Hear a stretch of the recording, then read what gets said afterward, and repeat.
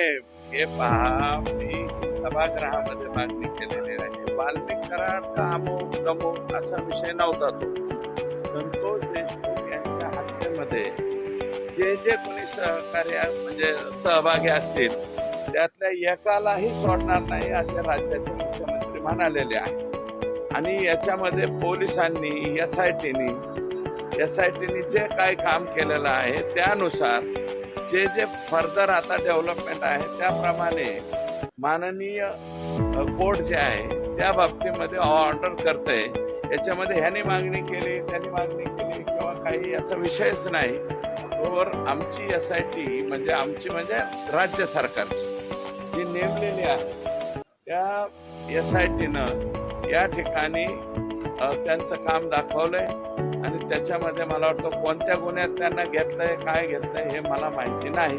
परंतु आता ह्याच्यामध्ये कोणालाही सोडणार नाही.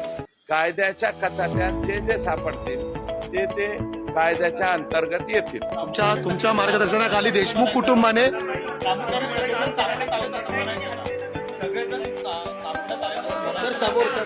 देशमुख हे पहा, पोलीस यंत्रणा आहे. आम्ही कोणी बोलवून तसं काही होत नसते.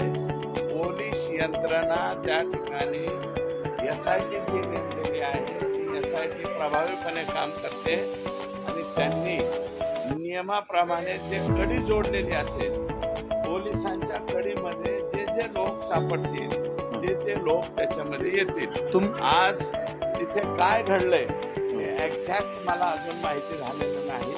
अजूनही कोर्टाच्या पुढे मला वाटतं अर्ज केलेला आहे एसआयटीने. एवढीच माहिती मला कळालेली आहे. पुढे काय झालं हे मला माहित नाही. परंतु कायद्याच्या पुढे कायद्यापेक्षा कोणीही मोठा नसतो हे मात्र निश्चित. तुम्ही मध्यस्थी केली होती मुख्यमंत्र्यांकडे आणि देशमुख कुटुंबाची भेट घातली होती. पहिल्यांदा एसआयटीत बदल झालेला आहे. काल शासन निर्णय जारी झालाय. दुसरं आता मोक्का लावलेला आहे. ऑलरेडी झालेलं आहे. परत ते नाही संजय राऊत. नवीन घडामोडी पाहण्यासाठी आजच आम्ही मुंबईकर 24 तासला लाईक करा, सबस्क्राईब करा आणि अपडेट रहा.